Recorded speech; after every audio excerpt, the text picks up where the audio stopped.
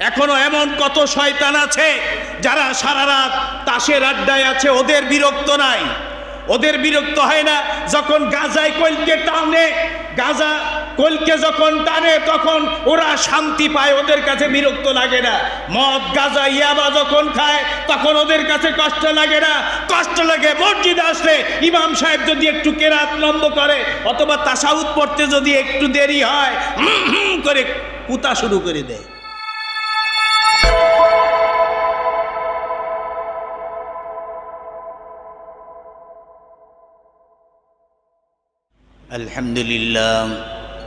আলহামদুলিল্লাহ নাহমাদুহু ওয়া নাস্তাঈনুহু ওয়া নাস্তাগফিরুহু ওয়া নাউযু বিল্লাহি মিন শুরুরি আনফুসিনা ওয়া মিন সাইয়্যাতি আ'মালিনা। মান ইয়াহদিহিল্লাহু ফালা মুদিল্লা লাহু ওয়া মান ইউদ্লিলহু ফালা হাদিয়া লাহু।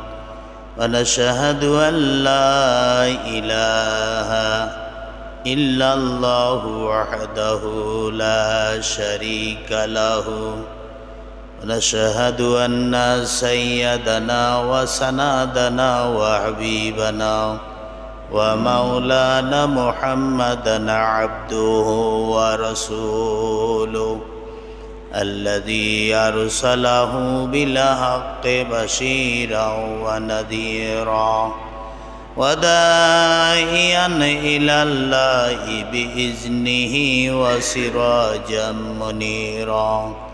فقد قال الله تعالى في كلامه المجيد وفرقانه الحميد: أعوذ بالله من الشيطان الرجيم.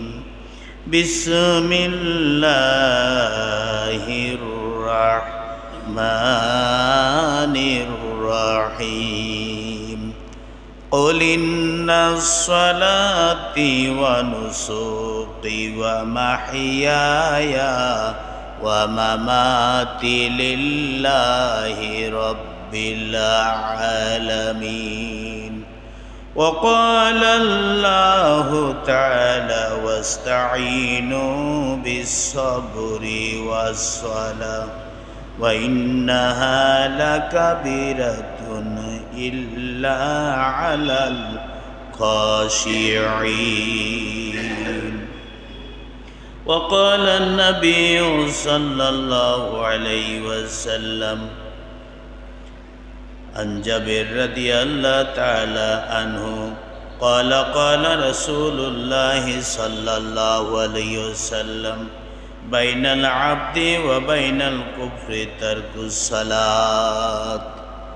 الحمد لله كفى وسلام على عباده الذين اصطفى. মহান আল্লাহ তাআলার দরবারে শুকর গুজার করছি যে আল্লাহ তাআলা আমাদেরকে আজকের এই বিলজানি বাজার জামে মসজিদে জুমার নামাজ আদায়ের লক্ষ্যে আসার মতো তৌফিক এনায়েত করেছেন। সে মাবুদের দরবারে শুকরিয়ার্থে আমরা সবাই বলি আলহামদুলিল্লাহ। সমস্ত দরুদ ও সালাম পথহারা পথের দিশারি বিশ্বনবী জনাবে মুহাম্মদুর রাসূলুল্লাহি সাল্লাল্লাহু আলাইহি সাল্লামের জন্য। আমরা গত 2-3 জুমায় সালাত সম্পর্কে আলোচনা করেছি। আজকেও সালাত সম্পর্কে আলোচনা হবে। আজকের আলোচনা হবে সালাতের মধ্যে একগ্রতা। আল্লাহ রসুলের নামাজই ছিল একগ্রতার সাথে তিনি নামাজ আদায় করতেন। তিনি নামাজে যখন দাঁড়াতেন একেবারেই চুপচাপ নামাজে দাঁড়াতেন। আল্লাহ রসুল সাল্লাল্লাহু আলাইহি সাল্লাম নামাজে আল্লাহ নবী রাসূলুল্লাহ সাল্লাল্লাহু আলাইহি সাল্লাম যখন নামাজে দাঁড়াতেন তখন চুপচাপ দীর্ঘ সময় ধরে তিনি নামাজ আদায় করতেন। নামাজের মধ্যেই ছিল তার একাগ্রতা। নামাজের মধ্যে তিনি এমনভাবে তার মনকে নিবিড় করে দিতেন যে মনে হতো তিনি মারা গেছেন। আল্লাহ রসুল সাল্লাল্লাহু আলাইহি সাল্লাম এর এই নামাজ দেখে হযরত আয়েশা রাদিয়াল্লাহু তাআলা আনহা তিনি ভাবতেন মারা গেল কিনা দেখি, চিমটি কাটতেন। রসুলের পায়ে যখন চিমটি কাটতেন, চিমটি কাটার ফলে দেখা যেত রসুল সাল্লাম যখন নড়তেন তখন বোঝা যেত তিনি জিন্দাই আছেন। তেমনিভাবে নামাজ, যেহেতু আল্লাহ বলছেন ক্বাদ আফলাহাল মুমিনুনাল্লাযীনা হুম ফি সালাতিহিম খাশিউন,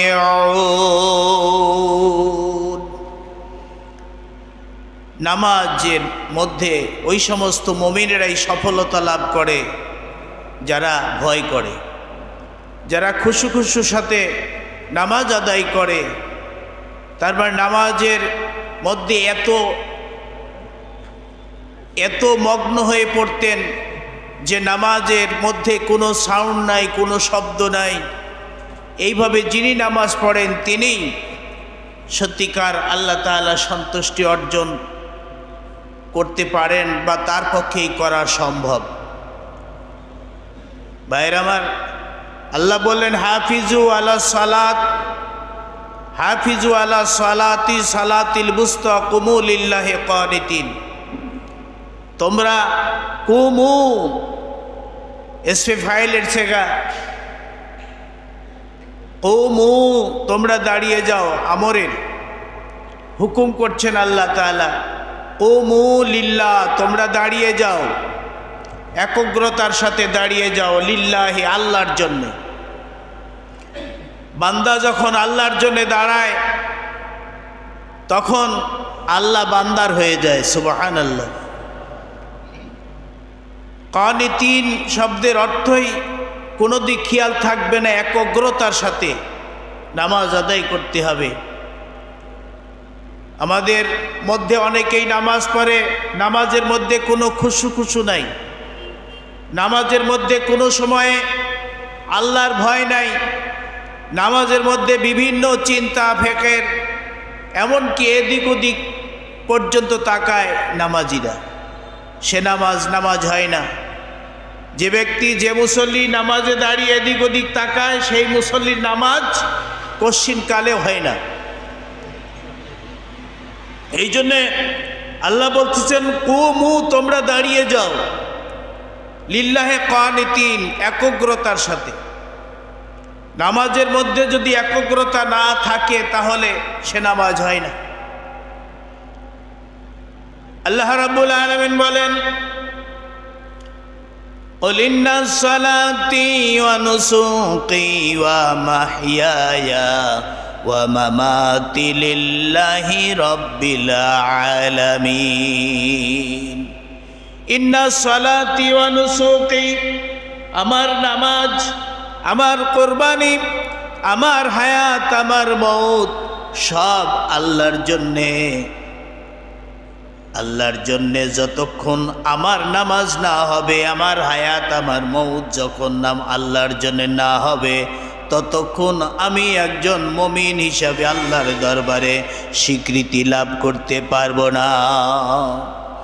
এই জন্য মুমিন যারা বলেন, দাবি করবেন, আল্লাহ রাব্বুল আলামিন বলতেন ইন্নাল্লাহা আশতারা মিনাল মুমিনিনা আনফুসাহুম আমওয়ালাহুম বিআন্না লাহুমুল জান্নাহ। মুমিন নামাজ ছাড়া যেমন মুমিন হওয়া যায় না, একজন মুসলমানের পূর্ব শর্তই হচ্ছে নামাজ আদায় করা। একজন মুমিনের কাজই হলো নামাজ আদায় করা। বাইনাল আবদি ওয়া বাইনাল কুফরি মান তারকুস সালাত। নামাজ, আল্লাহ নবী বলেছেন মুসলমান আর কাফিরের মধ্যে পার্থক্য যে জিনিসটা, সেটা হচ্ছে নামাজ। সুতরাং মুমিন যে হবে, মুসলমান যে হবে, সে নামাজ আদায় করবে, নামাজ পড়বে। আর যারা নামাজ পড়বে না, দেখা যাবে তারা কি কাফিরের মধ্যে শামিল। এই জন্য বিশ্বনবী জনাবে মুহাম্মদুর রাসূলুল্লাহ সাল্লাল্লাহু আলাইহি সাল্লাম ইরশাদ করেছেন, মান তারাকা সালাতা মুতাআম্মিদান ফাকাদ কাফার, যে ইচ্ছাকৃতভাবে নামাজ ছেড়ে দিল সে কাফির হয়ে গেল। সুতরাং নামাজ তরককারী হচ্ছে কাফিরের মধ্যে শামিল। বিভিন্ন ইমাম বিভিন্ন রকমের মন্তব্য করেছেন। অনেক ইমামই বলেছেন নামাজ যে আদায় করবেন, নামাজ যারা ইচ্ছাকৃতভাবে না ছেড়ে দিবেন, সে মানুষটি কাফির হয়ে যাবে। আর ইমাম আজম রহমাতুল্লাহ আলাইহি কেবল বলেছেন যে নামাজ ইচ্ছাকৃতভাবে ছেড়ে দিলে কাফির হয় না, কাফিরের পথে রওনা হয়ে যায়। সুতরাং নামাজ পরিত্যাগ করার কোনো সুযোগ নাই, এখতিয়ার নাই। কারণ নামাজ আদায় করা আল্লাহর হুকুম, আকিমুস সালাত আন আকিমুদ্দিন।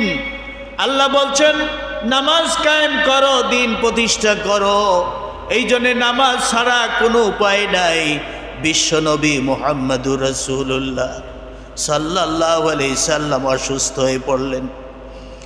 অসুস্থ হয়ে যখন পড়লেন, তিনি একা একা মসজিদে যেতে পারেন না। তিনি সাহাবীদেরকে ডাকলেন। দুইজন সাহাবী আল্লাহ রসুলের হুজরাখানার মধ্যে ঢুকে তাকে নামাজের জন্যে মসজিদে নিয়ে যাচ্ছেন। আল্লাহ নবী দুই সাহাবীর ঘাড়ের উপর হাত রেখে ভর দিয়ে নামাজের জন্যে মসজিদে প্রবেশ করতেছেন। কিতাবে এসেছে দুইজন যখন নিয়ে যাচ্ছিলেন আল্লাহ রসুলকে মসজিদের ভিতরে, তখন দেখা গেল যে রসুলের দুই পা সময়তে ছেঁচড়ে যাচ্ছে। তবু নামাজ বাদ দেন নাই, নামাজ পরিত্যাগ করেন নাই।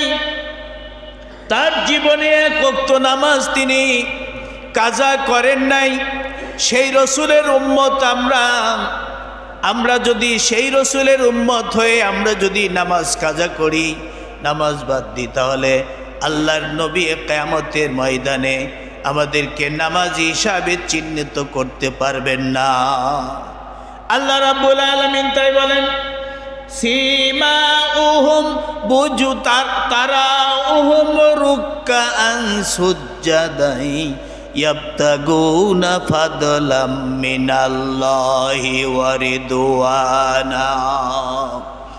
আল্লাহ তাআলা নবীকে বললেন, নবী দেখবেন তারাউহুম রুকআন সুজ্জাদা, তাদেরকে তুমি দেখবে রুকু অবস্থায়, সেজদা অবস্থায় তুমি দেখবে তারা তোমার সন্তুষ্টি ছাড়া, আমার সন্তুষ্টি ছাড়া আর কোনো কিছু কামনা করবে না।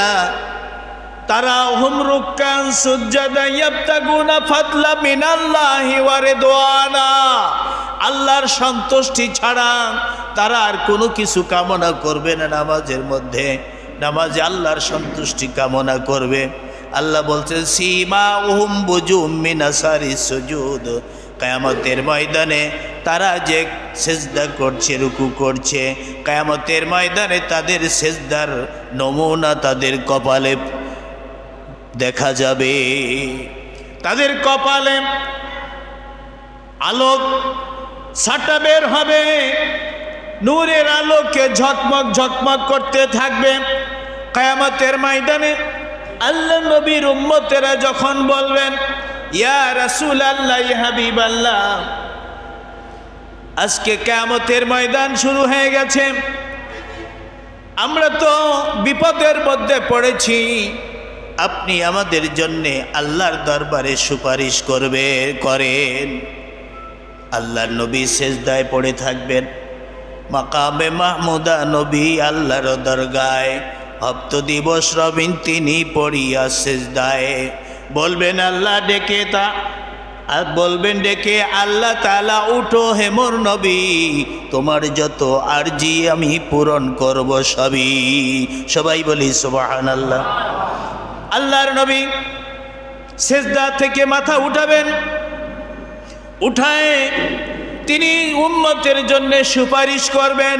ওই উম্মতের জন্য যাদের কপালটা সাদা, কপালের সাদা ঘোড়ার কপাল যেমন এই নূরের আলোকে চকমক চকমক করতে থাকবে, আর সেই সব চকচকে কপাল দেখে, মুখ চেহারা দেখে আল্লাহ রব্বুল আলামিন বেছে বেছে বের করে নিয়ে সুপারিশ করে জান্নাতে দেওয়ার জন্যে আল্লাহর কাছে বলবেন। সবাই বলি সুবহানাল্লাহ। আল্লাহ রাব্বুল আলামিন ওই সমস্ত উম্মতদেরকে, যে সমস্ত উম্মতের ব্যাপারে আল্লাহর নবী সুপারিশ করবেন, ওই সমস্ত উম্মতদেরকে জান্নাতে পদার্পণ করাবেন, জান্নাতে প্রবেশ করাবেন। আর ওই উম্মতেরা, যে উম্মতেরা ঠিক মতো নামাজ আদায় করেছে, কুমু লিল্লাহি কানিতিন, তারা একাগ্রতার সাথে দাঁড়িয়ে আল্লাহর সিজদা করেছেন, আল্লাহর সন্তুষ্টির জন্যে, রুক্কান সুজদা ইয়াবতাগুনা ফাদলা মিনাল্লাহি ওয়া রিদওয়ানা, তারা রুকু সিজদা করেছে শুধুমাত্র আল্লাহর জন্যে, আল্লাহর সন্তুষ্টির জন্যে। প্রথম স্টেপে, প্রথম ধাপে আল্লাহ রব্বুল আলামিনের এই বান্দাগুলোর ব্যাপারে আল্লাহর নবী সুপারিশ করবেন এবং আল্লাহ তাআলা তাদেরকে জান্নাতে যাওয়ার সুযোগ দিবেন, সুযোগ করে দিবেন সেদিন। ভাইরা আমার, এই জন্য নামাজ ছাড়া মুসলমান হওয়া যায় না, নামাজ ছাড়া মুমিন হওয়া যায় না। আল্লাহ তাআলা প্রথমেই বলেছেন তুমিনুনা বিল গায়ব, তারা আল্লাহর প্রতি, ইউমিনুনা বিল গায়বি, তারা আল্লাহর প্রতি, গায়বীর প্রতি বিশ্বাস করবে। ইকিমুস সালাতা, নামাজ আদায় করবে। ওয়া মিম্মা রাযাকনাহুম ইনফিকুন, এবং আমি যা রিজিক দিয়েছি তা থেকে আল্লাহর রাস্তায় খরচ করবে। প্রথম দফায় আল্লাহর উপর ঈমান আনার পরে যে কাজটি, সেটা হচ্ছে নামাজ আদায় করবে।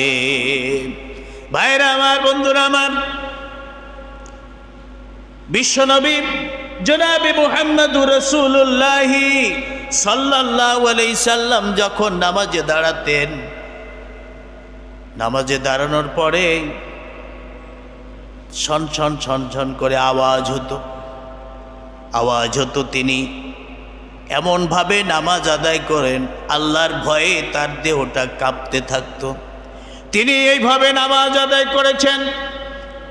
বিশ্বনবী, যার পূর্বের এবং পরের সকল গুনাহ খাতা আল্লাহ তাআলা মাফ করে দিয়েছেন, সেই আল্লাহর নবী এমন ভীতু সন্ত্রস্ত হয়ে নামাজ আদায় করেছেন, যে নামাজ থেকে আমাদের শিক্ষা গ্রহণ করার দরকার।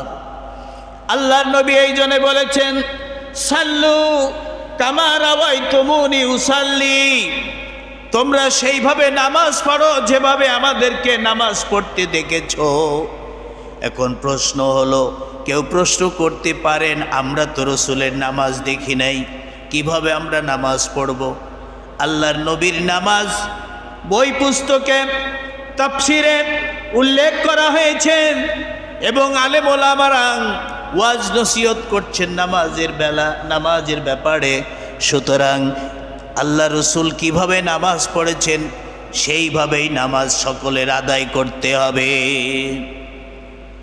আল্লাহর নবী জনাবে মুহাম্মদুর রাসূলুল্লাহ সাল্লাল্লাহু আলাইহি সাল্লাম এই জন্য বলছেন, ওয়াস্তাঈনু বিসসবরি ওয়াসসালাম, তোমরা ওয়াস্তাঈনু, আল্লাহ রাব্বুল আলামিন বলেছেন ওয়াস্তাঈনু বিসসবরি ওয়াসসালাম, তোমরা আল্লাহর কাছে সাহায্য চাও, বিসসবরি ওয়াসসালাম, ধৈর্য এবং নামাজের মাধ্যম দিয়ে আল্লাহর কাছে সাহায্য চাও।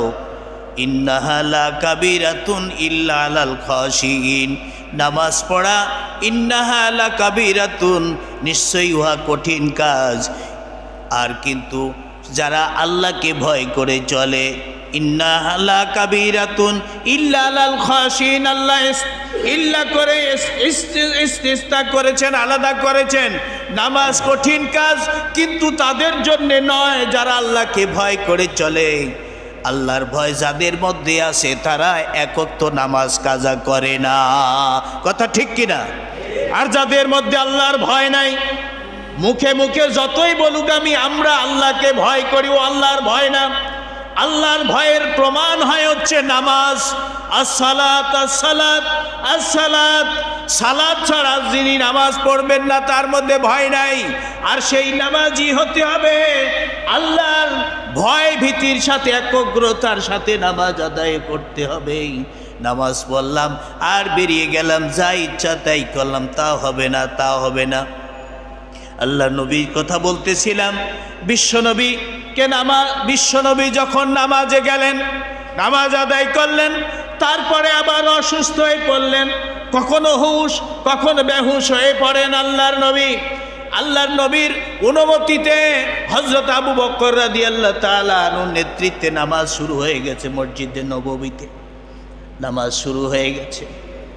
আল্লাহর নবী আয়েশাকে জিজ্ঞেস করলেন, আয়েশা নামাজ কি শুরু হয়েছে? হযরত আয়েশা বললেন, হ্যাঁ ইয়া রাসূলুল্লাহ, হযরত আবু বকরের ইমামতিতে নামাজ শুরু হয়ে গেছে।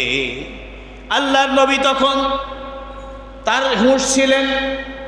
তিনি আয়েশাকে বললেন, আয়েশা আমার মাথাটা একটু উঁচু করে ধরো, আমি দেখি আমার উম্মতেরা, আমার সাহাবীরা কেমন করে নামাজ পড়ে জামাতের সাথে। আল্লাহর নবীর মাথা উঁচু করে ধরলেন মা আয়েশা উঁচু করে ধরলেন। আল্লাহর নবীর দুই চোখ দিয়ে পানি ঝরঝর করে পড়তেছে এবং বলতেছে, এই যে আমার অনুপস্থিতিতে, আমি জামাতে নেই, আমার অনুপস্থিতিতে আমার উম্মতেরা, আমার সাহাবীরা যেভাবে জামাতের সাথে, সেইভাবে জামাতের সাথে নামাজ আদায় করছে, যেভাবে আমি আদায় করেছি। এই যে খুশি হয়ে জামাতে নামাজ পড়া দেখে আল্লাহর নবী খুশি হয়ে গেলেন এবং তিনি খুশিতে তার চোখ দিয়ে পানি ঝরছে। আর আমাদের নামাজের প্রতি মায়া নাই, মহব্বত নাই, নামাজের প্রতি মোটেই মায়া নাই। আজান হয়েছে, হাইয়া আলাস সালাহ হাইয়া আলাল ফালাহ, নামাজের জন্য তোমরা এসো, ও মুসল্লিরা, নামাজিরা, ও মুসলমানেরা, ও মুমিনেরা। আল্লাহর ঘর থেকে যখন ডাকতিছে মুয়াজ্জিন, হাইয়া আলাস সালাহ হাইয়া আলাল ফালাহ, তোমরা নামাজের জন্য আসো, কল্যাণের জন্য আসো। নামাজ পড়লে মানুষ মনে করে আমার ব্যবসায় ক্ষতি এলো। ব্যবসায়িকরা ওই সময় ব্যবসা করেন, মনে করে আমার ব্যবসায় ক্ষতি হয়ে গেল, আমি নামাজে গেলে আমার হয়তো কি হবে, আমার 2-4টে খরিদ্দার যদি ফেরত চলে যায় তাহলে আমার ক্ষতি হয়ে যাবে। আল্লাহ বললেন, না রে বান্দা, না, কোশ্চিনকালে ক্ষতি হয় না। তোর 1টা-10টা তোর খরিদ্দার চলে গেলে কিছুই আসে যায় না। যদি তোর ব্যবসার মধ্যে বরকত থাকে, খরিদ্দার যদি কম হয়, তারপরে তুমি যদি আল্লাহর উপর তাওয়াক্কুল করো, আল্লাহর উপর ভরসা করে যদি ব্যবসা করো, তাহলে নিশ্চয়ই আল্লাহ ওই ব্যবসার মধ্যে বরকত দিতে পারেন কিনা বলেন, জোরে বলেন, পারেন কিনা? আল্লাহ পরিষ্কার করে বলছেন, রিজালুল লা তুলহিহিম তিজারাতুন ওয়ালা বাইউন আন যিকিরিল্লাহ। রব্বুল আলামিন বলেন, যারা মুমিন বলে দাবি করে, নিশ্চয়ই তারা ব্যবসা করুক আর বাণিজ্য করুক, নামাজের প্রতি গাফিল হতে পারে না, অমনোযোগী হতে পারে না। মুমিন বলে দাবি করবে যারা, নামাজ পড়বে তারা, ব্যবসা করুক আর বাণিজ্য করুক, তাতে কিছু আসে যায় না। আল্লাহ বলছেন, এজন্যই তারা ব্যবসা বাণিজ্য বন্ধ করে নামাজ আদায় করে। তার কারণ হচ্ছে কিয়ামতের ময়দানে সেদিন তাদের সব বন্ধ হয়ে যাবে। সেদিনকার ভয়, সেদিনকে প্রথম প্রশ্নই করা হবে, তুমি কি নামাজ আদায় করেছো? কিয়ামতের ময়দানে প্রথম প্রশ্নই করা হবে। কিন্তু ভাইয়েরা আমার, যারা মুসলমান বলে দাবি করার পরেও নামাজ আদায় করে না, এদেরকে কেমনে করে কোরআনে হাদিসের ভাষায় বলা হলো মান তারাকা সালাতা মুতাআম্মিদান ফাকাদ কাফার, যারা ইচ্ছাকৃতভাবে নামাজ ছেড়ে দিল তারা কাফির হয়ে গেল। এটাকে আমরা কোনোদিন ভেবে দেখি যে আমরা মনে করি জুমার নামাজই আমাদের শেষ, আটকে নামাজ পড়লেই আমাদের নামাজ, আটকে নামাজ তো একক তো ফরজ নামাজ আদায় হয়ে গেল জুমা, বাদ বাকি যে আপনি এই যে 7 দিনের 5-7-35 ওয়াক্ত বাদে একক তো বাদ দিলে 34 ওয়াক্ত আপনি বাদ দিচ্ছেন, পড়তেছেন না, এর কৈফিয়ত কে দিবে? আপনাকেই দিতে হবে, আপনাকেই নামাজের কৈফিয়ত দিতে হবে, কোনো মাপ সেদিন থাকবে না। আল্লাহ রাব্বুল আলামিন এই জন্যে পরিষ্কার করে বলতেছে, রাজনীতি আপনারা তো শুনলেই কোন রাজনীতি করছে, কিন্তু আল্লাহ বলছেন সূরা হজের মধ্যে দেখুন, আল্লাযীনা ইম্মাক্কান্নাহুম ফিল আরদি আকামুস সালাতা ওয়া আতাবুজ যাকাতা ওয়া আমরু বিল মা'রুফি ওয়া নাহাউনা আনিল মুনকার। আল্লাহ রাব্বুল আলামিন বলেন, আমি যাদেরকে রাষ্ট্রীয় ক্ষমতা দিব, ইম্মাক্কান্নাহুম ফিল আরদ, জমিনে যাদেরকে প্রতিষ্ঠিত করব, ক্ষমতা দিব, তাদের 1 নম্বরের কাজ হবে জামাত, নামাজ আদায় করা, নামাজ কায়েম করা। ওই প্রথম পার্লামেন্টেই সংসদ অধিবেশন যখন শুরু হবে, তখন প্রথম সংসদই হবে হচ্ছে নামাজের সংসদ, নামাজ আদায় করতে হবে, এই আইন রাষ্ট্রীয়ভাবে কায়েম পাশ করতে হবে। কি আপনারা চান কি না নামাজ রাষ্ট্রীয়ভাবে প্রতিষ্ঠিত হোক, কায়েম হোক? এটা আমরা চাই কি না? রাষ্ট্রীয়ভাবে চাই কি না? আমরা আল্লাহর দরবারে হাত তুলে দেখাবো, নারায়ে তাকবীর।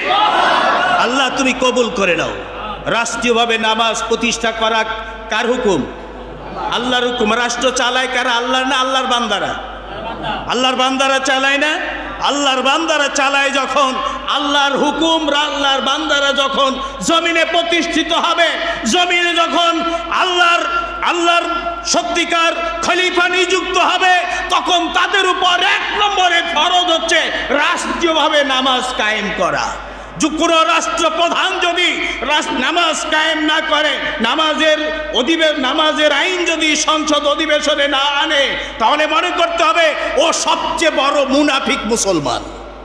কথা ঠিক কিনা? সবচেয়ে বড় মুনাফিক মুসলমান।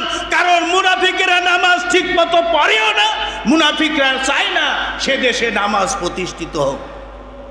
ভাইয়ের আমার, এই জন্যে নামাজ 1 নম্বরে নামাজ কায়েম করতে হবে। 2 নম্বর হচ্ছে সৎ কাজ, ওয়াতু জাকাতা, জাকাত আদায় করতে হবে রাষ্ট্রীয়ভাবে। বাংলাদেশে ধনী লোকের অভাব নাই, কিন্তু জাকাত হয়েছে শিথিল, একেবারে অ্যাডিশনাল, দিল করার কিচ্ছু নাই। কিন্তু না, রাষ্ট্রীয়ভাবে যখন আল্লাহর আইন চালু হবে, তখন জাকাত যাদের ফরজ তাদেরকে জাকাত দিতে হবে।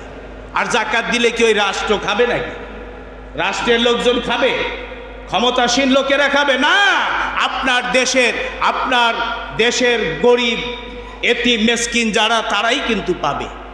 সেই আইন পাশ হওয়ার দরকার। আর 3 নম্বরে বলা হচ্ছে সৎ কাজের আদেশ। সৎ কাজ যদি এদেশে থাকতো, তাহলে বিগত সরকার, ফ্যাসিস্টবাদী সরকার, জালিম সরকার হাজার লোককে গুম খুন করে তারা ক্ষমতায় টিকে থাকতে পারতো না। কথা ঠিক কিনা? আল্লাহর অভিশাপ পড়েছে তাদের উপর, যার কারণে আজকে তারা দেশ থেকে পালাতে বাধ্য হয়েছে। আল্লাহর গজব যদি না পড়বে, আল্লাহর নালত যদি তাদের উপর না পড়বে, তাহলে এই দেশে তারা থেকে যেত। কিন্তু তাদের সেই ক্ষমতা নাই। কারণ গজব পড়েছে কার? আল্লাহর গজব পড়েছে। বান্দার গজব পড়েনি, আল্লাহর গজব পড়েছে, যার কারণে এমন অবস্থা হয়েছে। তাই বলছিলাম ভাইরা আমার, নামাজ রাষ্ট্রীয়ভাবে কায়েম করতে হবে। নামাজ যে কত সুন্দরভাবে নামাজ আদায় করেছেন, আমার আর সময় নেই যে হযরতে আবু বকর, আব্দুল্লাহ বিন জুবায়ের রাদিয়াল্লাহু তাআলা আনহু তারা কিভাবে নামাজ আদায় করেছেন, হযরত আলী রাদিয়াল্লাহু তাআলা আনহু কিভাবে নামাজ আদায় করেছেন, হযরতে জাইনাল আবেদিন কিভাবে নামাজ আদায় করেছেন সেগুলো আমরা পরিষ্কার তাফসিরে আমরা পেয়েছি, সেগুলো বলার আমাদের সময় নাই। নামাজ তারা আদায় করেছেন এত সুন্দরভাবে যে একটা যেন কাষ্ঠ দাঁড়ায় আছে, একটা কাষ্ঠ দাঁড়ায় আছে, কোনো সারা শব্দ নাই, এদিক ওদিক তাকানো নাই, দূরের কথা কোনো রকম তার গা দিয়ে ছন করে শব্দ হচ্ছে। কেরাত যখন পড়তেছে সেই রকম নামাজ আমাদের পড়ার দরকার আছে কি নাই? আমাদের দেশের মুসল্লিরা মসজিদে শ্বাসতলে থাকলে সমস্যা নাই, তাড়াহুড়া নাই, দোকানে বসে থাকলে তাড়াহুড়া নাই, আবার টিভির সামনে বসে তাড়াহুড়া নাই। যখন মুনাজাত বসে, মুনাজাত বুঝেন, সারা রাত এখনো এমন কত শয়তান আছে যারা সারা রাত তাসের আড্ডায় আছে, ওদের বিরক্ত নাই, ওদের বিরক্ত হয় না। যখন গাজায় কলকে টানে, গাজা কলকে যখন টানে তখন ওরা শান্তি পায়, ওদের কাছে বিরক্ত লাগে না। মদ গাজা ইয়াবা যখন খায় তখন ওদের কাছে কষ্ট লাগে না। কষ্ট লাগে মসজিদে আসলে ইমাম সাহেব যদি একটু কেরাত লম্ব করে অথবা তাশাহুদ পড়তে যদি একটু দেরি হয় করে কুতা শুরু করে দেয়। কুতা ঠিক কিনা? কুতা শুরু করে দেয়। আর অন্যান্য কাজে ওদের আর কুতুনি আসে না। ভাইয়ের আমার, এই জন্য আসুন নামাজ রাষ্ট্রীয়ভাবে চালু করতে হবে, কথা ঠিক কিনা? এর পক্ষে আমরা রায় দিয়েছি। আপনাদের কাছে আমার অনুরোধ, আমি ইমাম হিসাবে আপনাদের অনুরোধ, এক ওয়াক্ত নামাজ কাজা করবেন না এবং 5 ওয়াক্ত নামাজ সঠিকভাবে পড়বেন। আজান কানে যখনই যাবে তখনই তাদের নামাজ জামাতে আসতে হবে, না পারলে একা একা ঘরে নামাজ পড়তে হবে। নামাজ পড়াই লাগবে, কোনো কনসিডার আল্লাহ তাআলা করেন নাই। আল্লাহ যেন আমাদের সকলকে রাষ্ট্রীয়ভাবে নামাজ কায়েম হোক, এইভাবে এই পক্ষের মত সঠিকভাবে দেওয়ার তৌফিক দান করেন।